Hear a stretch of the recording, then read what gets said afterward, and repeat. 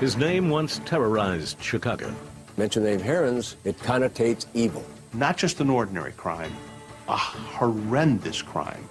He cut off a 6-year-old's head. The blood is still on his hands, and he knows it. But has the wrong man spent 6 decades in prison? When you're away from it for as long as I've been, it just becomes a sort of a dream of the past. Nobody could spend time with this man and think that he could possibly have committed these crimes.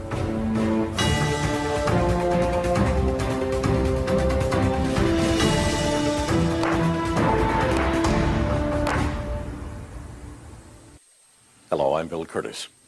On a winter day in Chicago, the body of a 6-year-old girl was found dismembered in the city's sewers. The year was 1946. For that time and place, the murder of little Suzanne Degnan was the crime of the century, with reporters tracking every move and a city desperate to find the killer and see him punished. Chicago's daily papers welcomed the identification of a suspect with banner headlines like the ones that had just trumpeted the end of World War II. His name was William Heirens, and his story was feverishly played out in the press until he confessed and was sent off to prison. He is still there today. History remembers Heirens as the lipstick killer. Now a small but growing number of people insist that an innocent man was railroaded into prison by the power of the press. A press more interested in a story that would sell than the truth.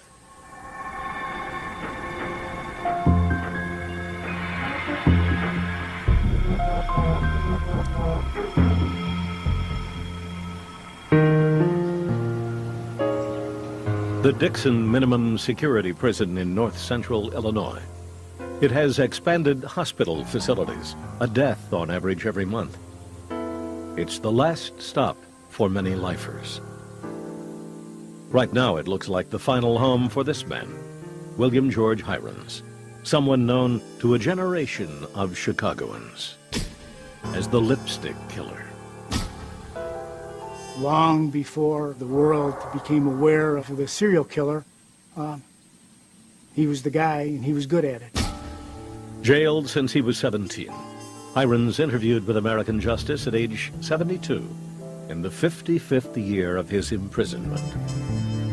As the longest-serving inmate in the history of the Illinois correctional system, Heirens knows all the rules of prison life as second nature.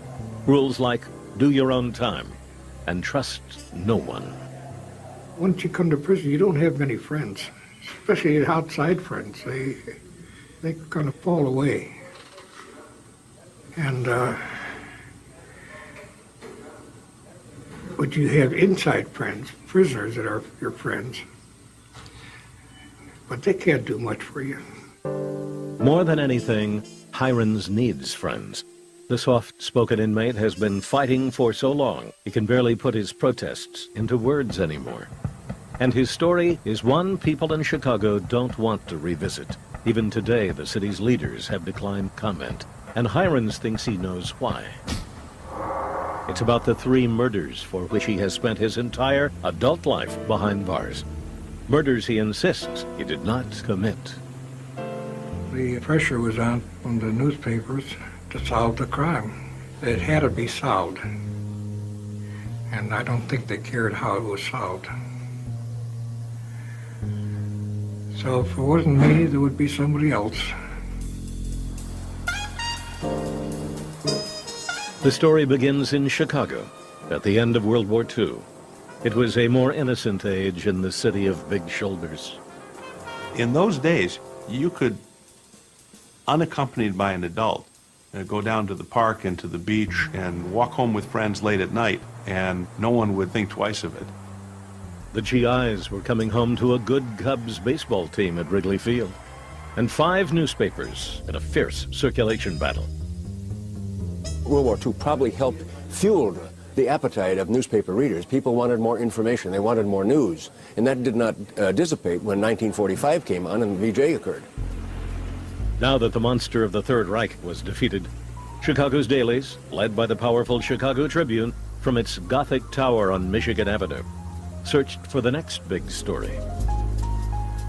The papers would soon find it in another monster, a killer believed to be stalking the city's windy streets. In June 1945, in the Edgewood neighborhood on the city's north side, a young woman discovered the body of her mother, 43-year-old Josephine Ross, in the apartment they shared. Ross had been attacked in her bedroom, beaten and stabbed. Then the killer meticulously washed her. The last detail was a possible earmark of a serial killer, though at the time that term didn't exist. He put her back into bed. He took adhesive tape and he closed the wounds. He then covered her partially with a sheet. 6 months later, December 10th, 1945, 33-year-old Northsider Frances Brown was found dead in her apartment, another victim, it seemed, of the killer. The records indicate that he shot her twice. He then stabbed her. He bathed that victim as well, and she was found half in and half out of the bathtub. Police had no leads on a suspect, but because of the brutality of the two attacks and the washing of the bodies, they were sure the same person had killed both women. One other element of the Frances Brown killing ensured its notoriety. The culprit, it seemed, left behind a calling card. There was lipstick writing on the wall. This is a famous, if not original, lipstick writing case. It was a horrifying plea. For heaven's sake, catch me before I kill more. I cannot control myself. Brown was found murdered in her apartment. Scary and rocked Chicago. Of course, the city was no stranger to bloodshed. Back in the bootleg era, when Al Capone ran the town, murders were commonplace, even on Valentine's Day. But in those days, the gangsters mostly killed each other. The random savagery of the lipstick killer didn't jibe with a city known for its strong, safe neighborhoods. You knew the grocer, you'd go down there and he'd give you an apple or something. You'd walk to school with your friends. People would dress up to go to a movie in the Loop. People wore hats, they wore ties, they wore the old fedora. Women were all dressed in the finest that they had. Things like this just didn't happen. But it turned out the December murder of Frances Brown was a prelude to even more horror, and the case that would fundamentally change Chicago. It would happen just 1 month later. It was always said that it was back in January of 1946 that Chicago first locked its doors. It was a safe American city. And then Bill Heirens came here and ended all that. He was a 17-year-old burglar who'd grown up in Chicago and would soon take center stage in the biggest story of 1946, a story that is still provoking controversy today, more than half a century later.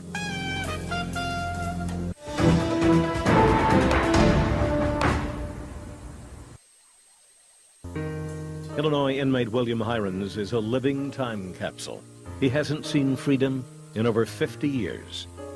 The world he left behind no longer exists outside his cell doors. And there's so darn much you do miss. When you're away from it for as long as I've been, you can't say you're hurting because you're not doing it anymore.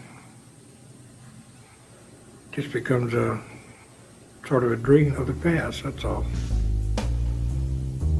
For anyone involved in the story of William Heirens, the dream that is 1946 is a perpetual nightmare, no more so than for Betty Degnan Finn. You should live with hope, I guess, but I would like to go back to 1946 and not have that happen. That would have been a nice hope for us. Betty was 10 years old when her family moved to Chicago in the summer of 1945. At the time, the city was home to the largest stockyards in the nation, and her father, Jim Degnan, was an administrator with the Wartime Meat Regulation Board. The Degnans rented an apartment in the Northside Edgewater Beach neighborhood near Lake Michigan. Betty's little sister, Suzanne, was 6. She was very bubbly, just always doing something. She never sat still. January 7th, 1946. It was back to school after the Christmas holiday for the Degnan girls. My mother would wake us up, and she went into my room, woke me up, and then went to Suzanne's room. I could hear my mother scream. The 6-year-old was missing. Police were called to the family's first-floor apartment. They surmised someone had entered and left through Suzanne's window, which had been found standing wide open. Later that morning in the bedroom, police found a crumpled-up ransom note left by the culprit. It read, "Get $20,000 ready and wait for word. Do not notify FBI or police. Bills in 5s and 10s." There was no sign of the missing girl, and no other indication that it was a kidnapping. That evening, the search for answers ended with a horrible discovery. January 7th, 1946, truly a date that lives in infamy in Chicago history. Following an anonymous tip, police started checking neighborhood sewers. At the bottom of one, obscured by the gloom, was the severed head of the missing 6-year-old girl. From other sewers and catch basins around the neighborhood, police recovered her dismembered torso, her legs, and later, her arms. When they found out that Suzanne was dead, because we thought she was still alive, the parish priest was there with my parents. And so he told me, because it was too hard for my parents. More than the murders of the other 2 Chicago women, the horror of Suzanne Degnan's abduction and dismemberment caught the public's attention. Chicago's papers had found their next big story. The Degnan case hit in January of 1946. The war was over. It was a time, winter time. People were inside. They wanted to read newspapers more than even in the summer. And this happened, as far as the circulation was concerned, probably, quote, at a perfect time. The media was terrible. They just camped out in front and just stayed there. They kept calling.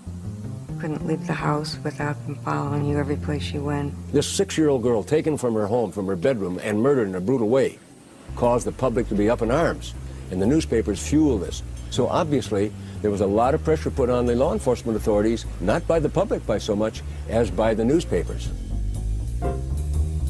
Police rounded up suspects, then quickly dropped them. It wasn't until the summer that they finally caught a break. June 26, 1946. A 17-year-old prowler is captured near the Degnan neighborhood. His name, William Heirens. The suspect is an odd paradox. He is a student at the University of Chicago, but also a compulsive thief who has made the North Side's apartments the target of numerous burglaries. He wasn't a dims and dozers. He wasn't a street guy. He may have been what they call a problem child, but he wasn't your typical background of a criminal that would be up for a murder or burglary charge. But according to police reports, at the time of his arrest, Heirens demonstrates a propensity for violence. My information was, and this was told to me by the police, that he pulled a gun on a detective. The gun jammed.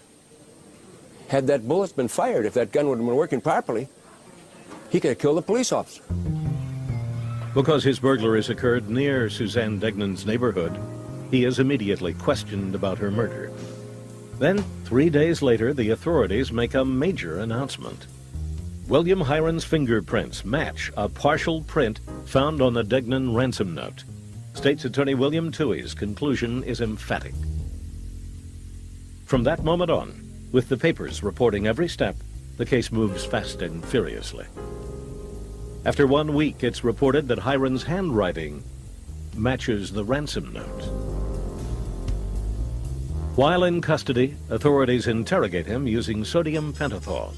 Papers tout it as a truth drug to loosen his tongue. The full transcripts are never released, but the papers are told the results were miraculous. After 2 weeks, Heirens' fingerprints are linked to the Frances Brown crime scene, the notorious lipstick murder. All the while, the papers are plumbing his psyche, turning the story into pulp fiction, a portrait of the maniac as a young man. Heirens is a split personality, Jekyll and Hyde, and a compulsive sexual deviant. The authorities felt at the time that there was some connection between the murders that he committed, the motives behind it, and getting some kind of sexual gratification, that he was getting his kicks out of it, in other words. That was some of the stories that were going around. How true that is, I don't know.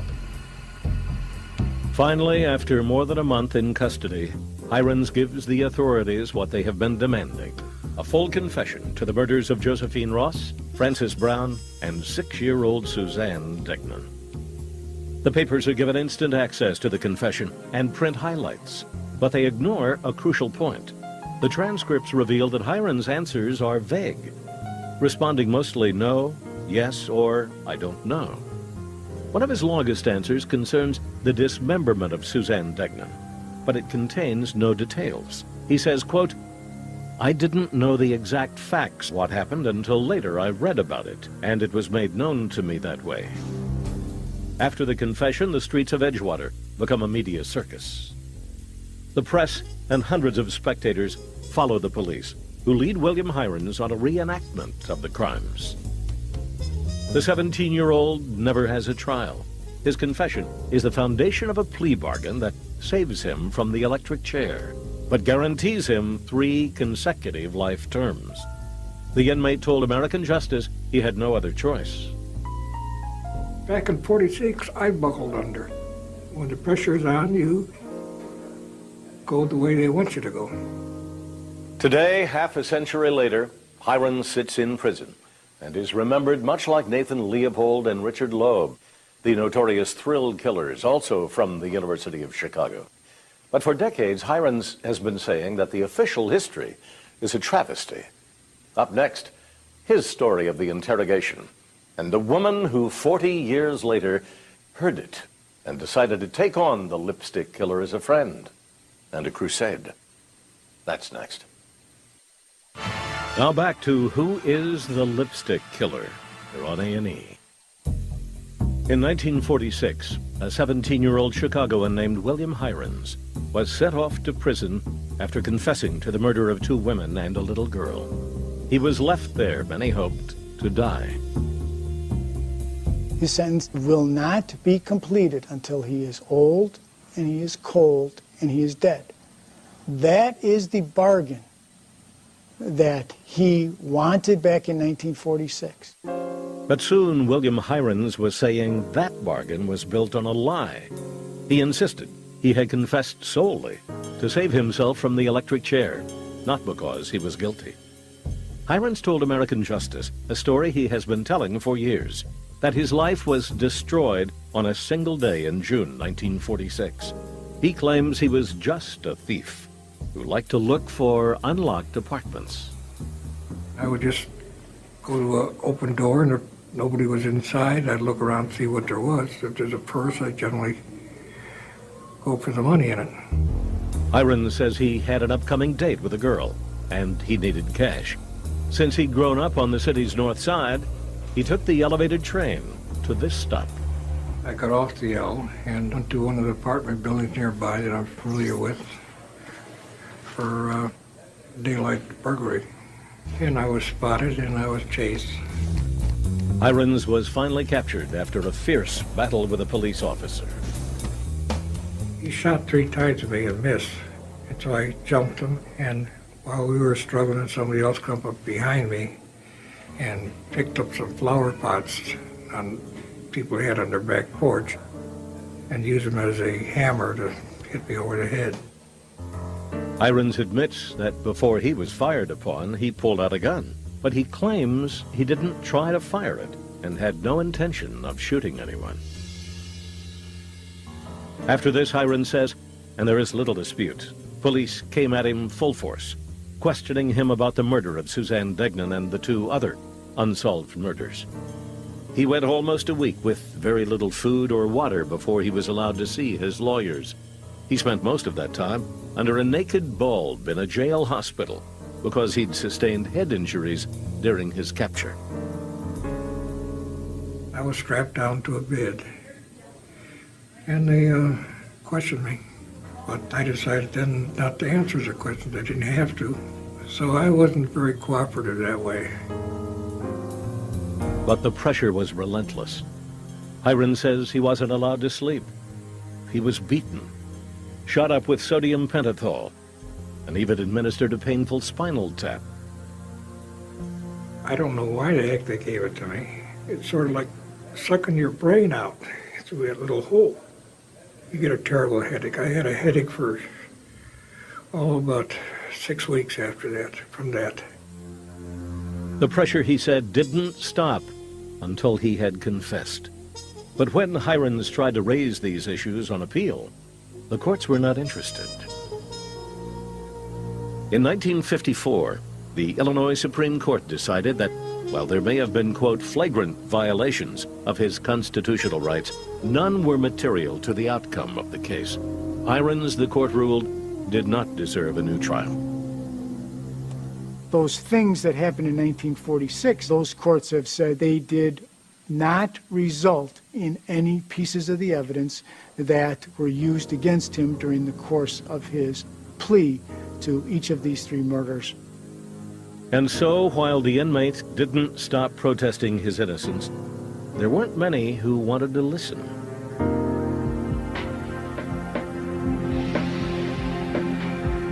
That is, until 1986, when Heirens met Dolores Kennedy, someone not only willing to listen, but also willing to stand by him for the long haul. Kennedy was then a legal secretary in Chicago. One day, she was out for lunch with her father, an attorney. He told her that he had been introduced to the infamous lipstick killer, and based on the man's prison record, had plans to represent him in efforts to win parole. He said, you know, I'd really like you to go with me to meet this man because I was very favorably impressed with him. This was unusual because he had really never asked me to accompany him on any of his legal visits before. But Kennedy's father died from cancer before they made the visit to see William Heirens. As time went by, her father's invitation lingered like an unmet promise. So Kennedy decided to try to honor it. She began looking back through the coverage of the case, one she had vague memories of from when she was 9. I thought to myself, oh my God, why do I want to do this? This man's a monster. And you know, I got past that because of my dad. She made the visit. Much to her surprise, what she found was a world away from the newspaper coverage. He was just a very kind man, a very gentle man. We talked about his experience with my dad. We talked a lot about his case. At first, Kennedy found herself less interested in what William Heirens had allegedly done than in what he had become. By the time she met him, he was one of the most accomplished inmates in the Illinois system. Heirens had been the first prisoner ever in the state to earn a college degree while behind bars. He had learned how to tailor clothes, how to fix televisions, even how to paint, and had produced numerous watercolor canvases. He was also a self-taught jailhouse lawyer and had used his legal knowledge to try to help himself as well as other inmates. Over the years, he has certainly developed a life within the institution, which it appears to me you have to do. He has helped hundreds of people who have needed legal help, who've needed advice. Kennedy also spoke with Monsignor Tom Miller, who ministered to the population at Vienna Prison. Heirens worked as his clerk for 16 years.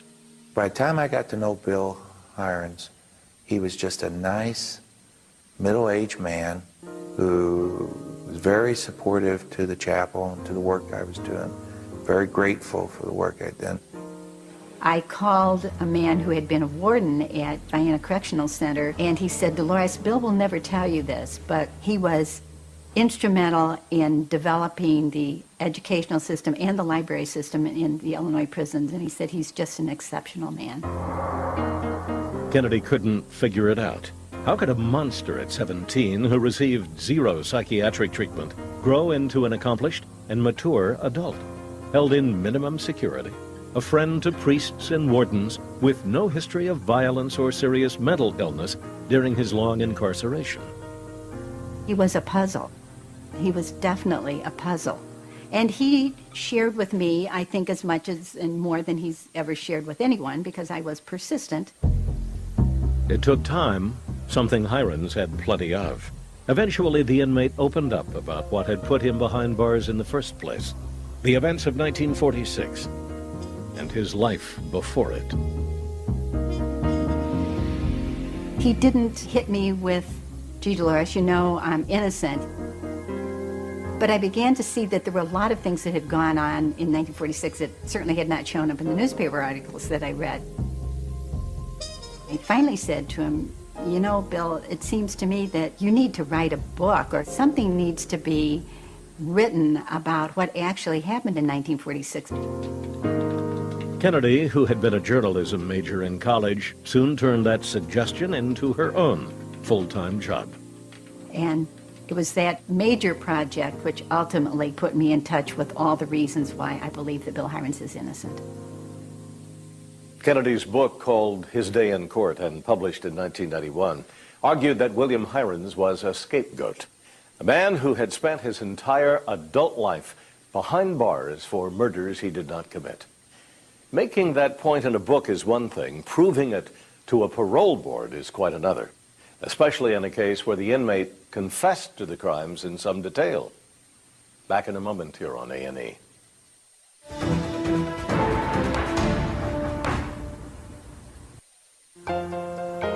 In 1991, Chicago and Dolores Kennedy published a book about the city's notorious lipstick killer of 1946, William Heirens.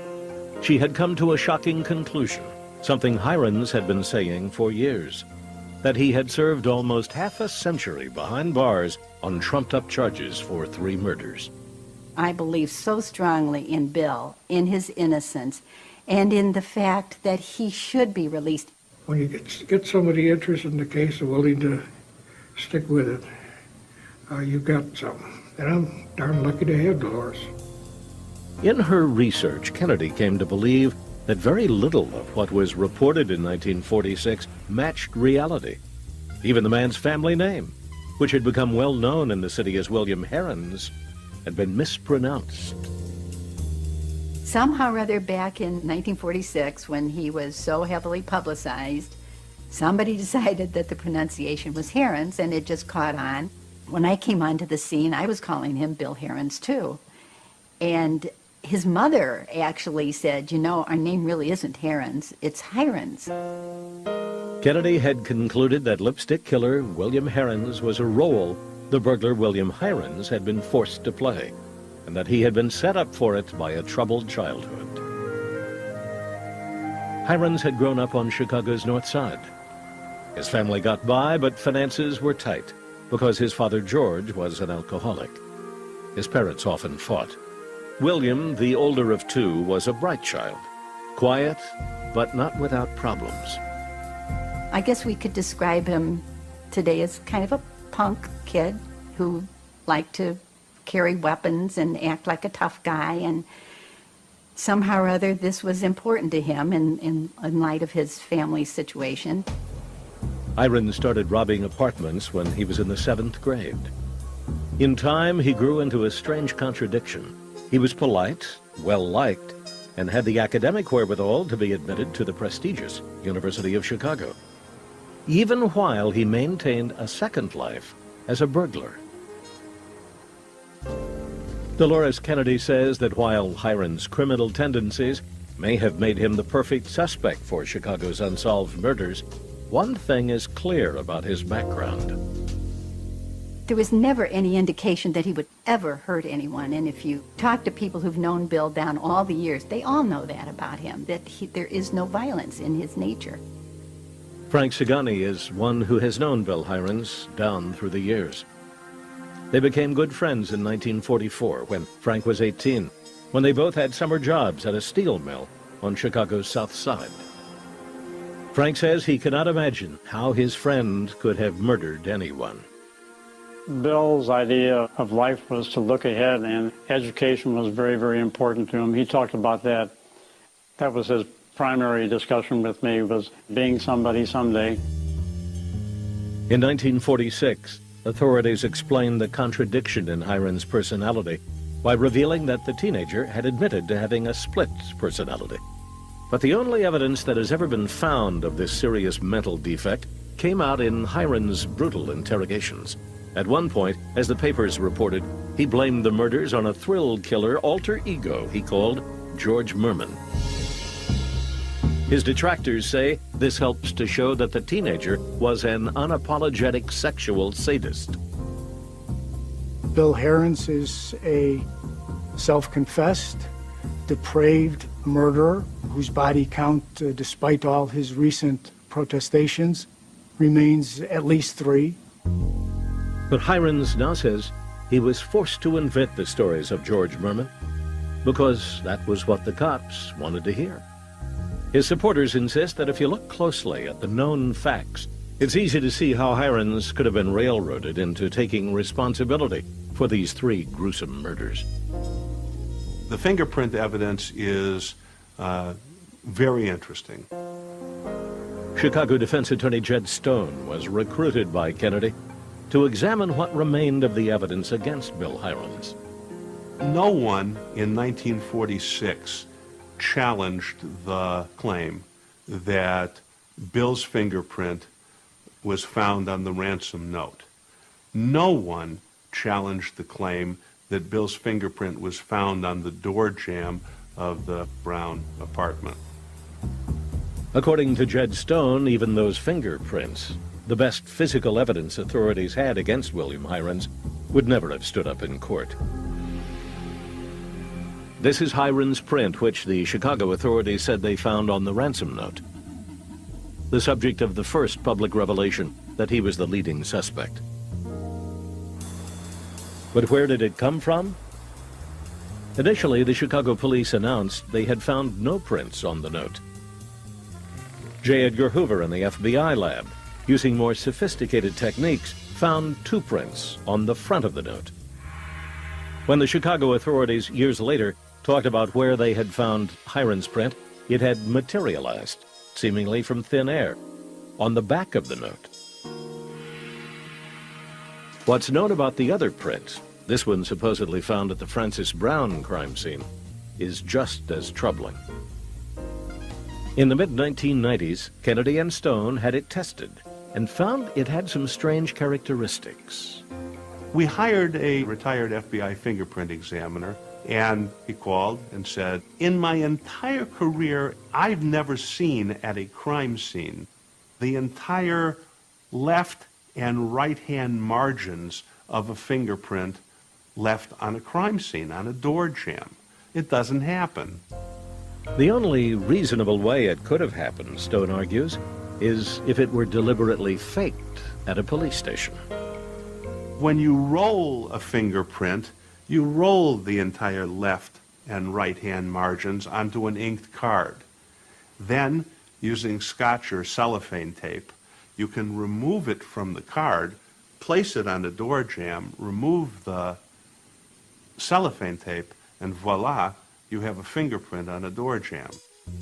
The other physical evidence used against William Heirens was even less reliable. In 1946, handwriting samples taken by police supposedly matched the ransom note and the lipstick writing. But experts hired by Heirens, as well as numerous independent evaluators, have concluded Heirens wrote neither message. Handwriting wiped out. Fingerprints cracked and crumbling. Today, a full review of the physical evidence is impossible. Most of Heirens' files at Chicago Police Headquarters and at the State's Attorney's Office have gone missing or been destroyed. But even if the original evidence was available, it still would not explain his confession, the thing that more than anything else has kept Heirens behind bars. He'd said he did it. The question that every reasonable person asks every time a confession is challenged in court. How could you ever confess to a crime you didn't commit?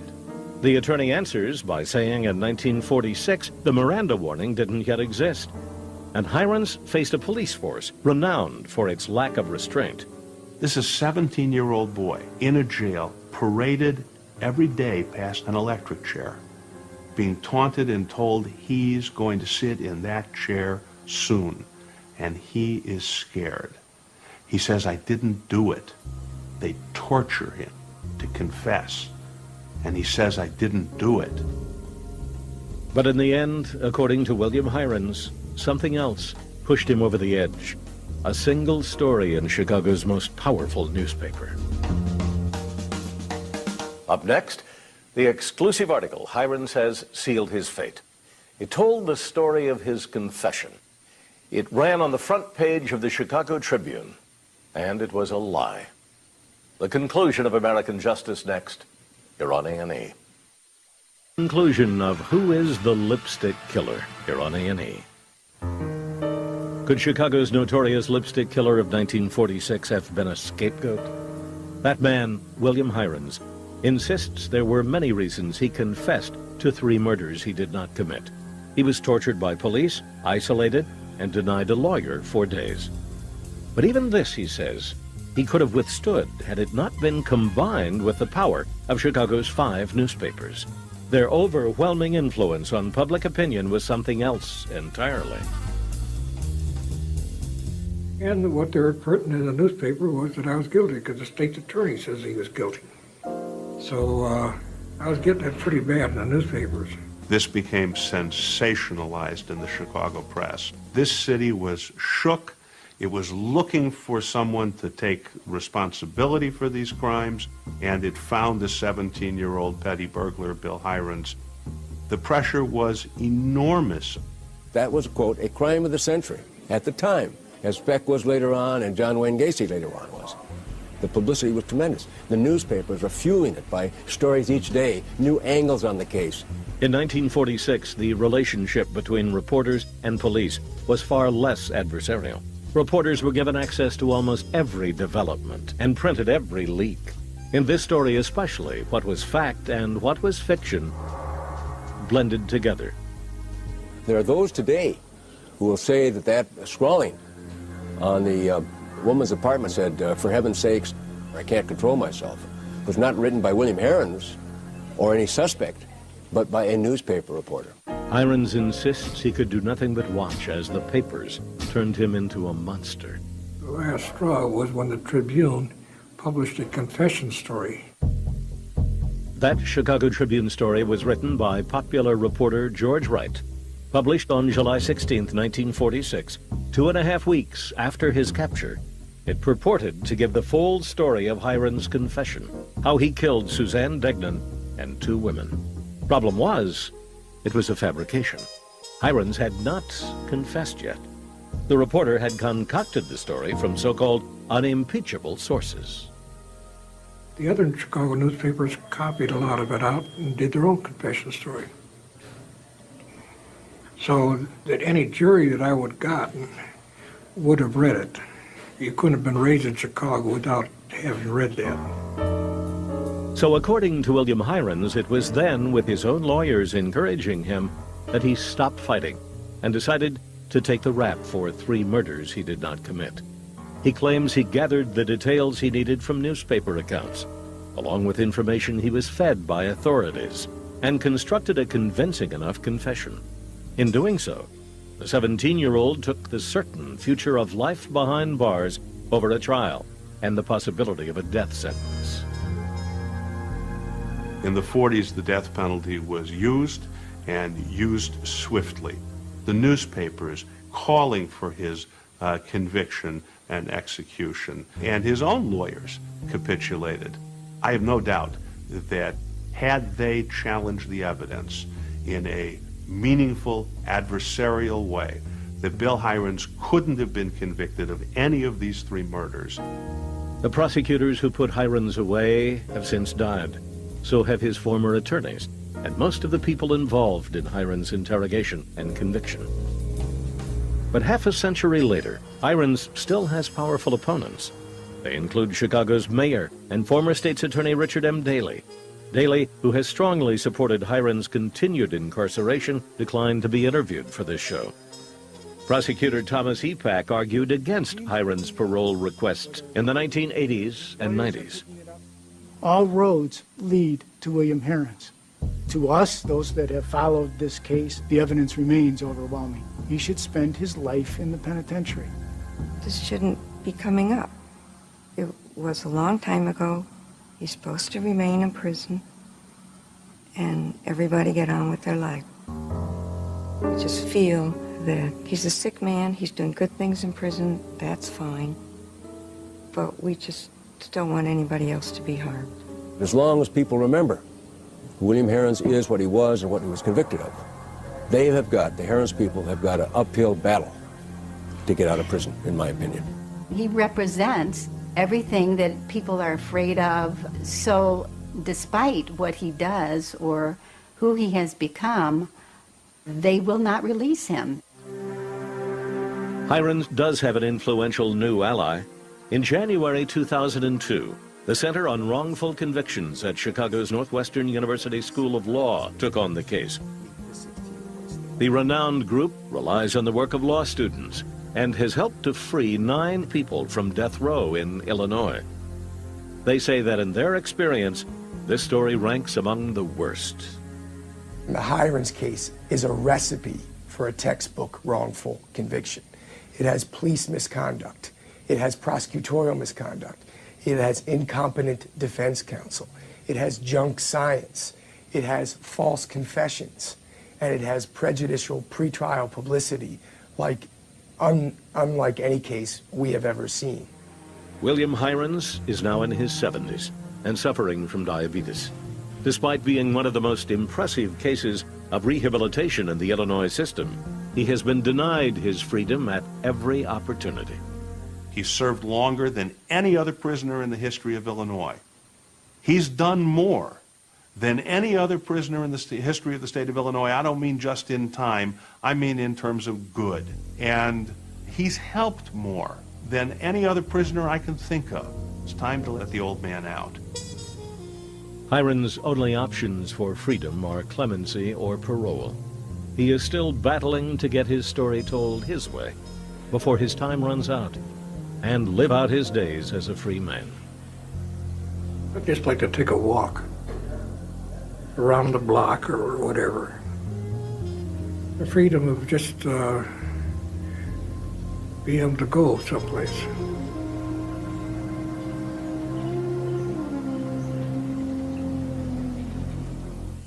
In January 2003, in his final days in office, Illinois Governor George Ryan made history with a controversial decision. He granted life sentences to every inmate on death row in the state, saying the justice system is, quote, haunted by the demon of error. Until the end, it was believed the governor would look favorably on Heirens, even though his wasn't a death penalty case, as being among those haunted by error. But Ryan rejected Heirens' bid for freedom. Undoubtedly, that decision was as much a relief for the Degnan family as it was a disappointment for supporters. Heirens himself betrayed a little emotion when Dolores Kennedy delivered the news. He said he'd keep fighting and that he felt bad for disappointing everyone who had been praying for him. For American Justice, I'm Bill Curtis.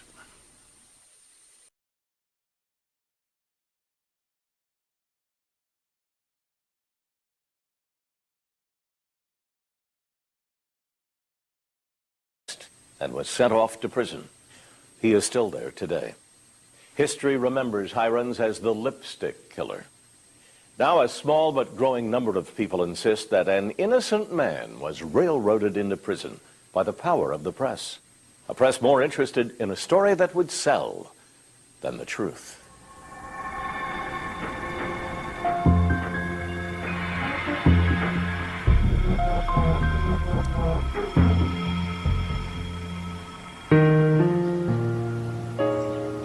The Dixon Minimum Security Prison in north central Illinois. It has expanded hospital facilities, a death on average every month. It's the last stop for many lifers. Right now it looks like the final home for this man, William George Heirens, someone known to a generation of Chicagoans as the lipstick killer. long before the world became aware of the serial killer, he was the guy, and he was good at it. Jailed since he was 17, Heirens interviewed with American justice at age 72 in the 55th year of his imprisonment. As the longest-serving inmate in the history of the Illinois correctional system, Heirens knows all the rules of prison life as second nature. Rules like do your own time and trust no one. Once you come to prison, you don't have many friends, especially outside friends. They kind of fall away. And but you have inside friends, prisoners that are your friends, but they can't do much for you. More than anything, Heirens needs friends. The soft-spoken inmate has been fighting for so long, he can barely put his protests into words anymore. And his story is one people in Chicago don't want to revisit. Even today, the city's leaders have declined comment, and Heirens thinks he knows why. It's about the 3 murders for which he has spent his entire adult life behind bars. Murders he insists he did not commit. The pressure was on from the newspapers to solve the crime. It had to be solved. And I don't think they cared how it was solved. So if it wasn't me, there would be somebody else. The story begins in Chicago at the end of World War II. It was a more innocent age in the city of big shoulders. In those days, you could, unaccompanied by an adult, go down to the park and to the beach and walk home with friends late at night, and no one would think twice of it. The GIs were coming home to a good Cubs baseball team at Wrigley Field, and 5 newspapers in a fierce circulation. He bathed that victim as well, and she was found half in and half out of the bathtub. Police had no leads on a suspect, but because of the brutality of the 2 attacks and the washing of the bodies, they were sure the same person had killed both women. One other element of the Frances Brown killing ensured its notoriety. The culprit, it seemed, left behind a calling card. There was lipstick writing on the wall. This is a famous, if not original, lipstick writing case. It was a horrifying plea. For heaven's sake, catch me before I kill more. I cannot control myself. Brown was found murdered in her apartment. Scary and rocked Chicago. Of course, the city was no stranger to bloodshed. Back in the bootleg era, when Al Capone ran the town, murders were commonplace, even on Valentine's Day. But in those days, the gangsters mostly killed each other. The random savagery of the lipstick killer didn't jibe with a city known for its strong, safe neighborhoods. You knew the grocer, you'd go down there and he'd give you an apple or something. You'd walk to school with your friends. People would dress up to go to a movie in the Loop. People wore hats, they wore ties, they wore the old fedora. Women were all dressed in the finest that they had.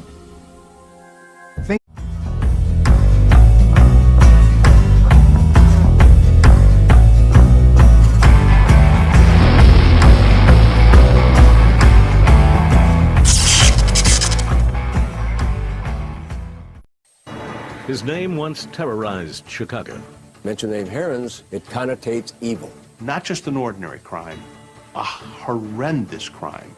He cut off a 6-year-old's head. The blood is still on his hands, and he knows it. But has the wrong man spent 6 decades in prison? When you're away from it for as long as I've been, it just becomes a sort of a dream of the past. Nobody could spend time with this man and think that he could possibly have committed these crimes.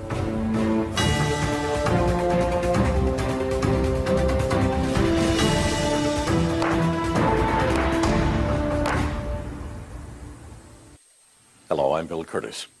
On a winter day in Chicago, the body of a 6-year-old girl was found dismembered in the city's sewers. The year was 1946.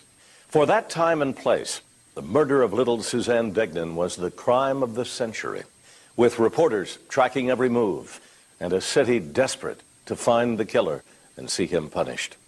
Chicago's daily papers welcomed the identification of a suspect with banner headlines like the ones that had just trumpeted the end of World War II. His name was William Heirens, and his story was feverishly played out in the press until he confessed. Battle. World War II probably helped fuel the appetite of newspaper readers. People wanted more information. They wanted more news. And that did not dissipate when 1945 came on and VJ occurred.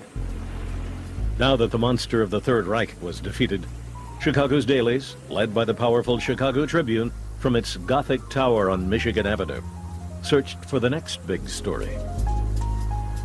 The papers would soon find it in another monster, a killer believed to be stalking the city's windy streets. In June 1945, in the Edgewood neighborhood on the city's north side, a young woman discovered the body of her mother, 43-year-old Josephine Ross, in the apartment they shared. Ross had been attacked in her bedroom, beaten and stabbed. Then the killer meticulously washed her. The last detail was a possible earmark of a serial killer, though at the time that term didn't exist. He put her back into bed. He took adhesive tape and he closed the wounds. He then covered her partially with a sheet. 6 months later, December 10th, 1945, 33-year-old Northsider Frances Brown was found dead in her apartment, another victim, it seemed, of the killer. The records indicate that he shot her twice. He then stabbed her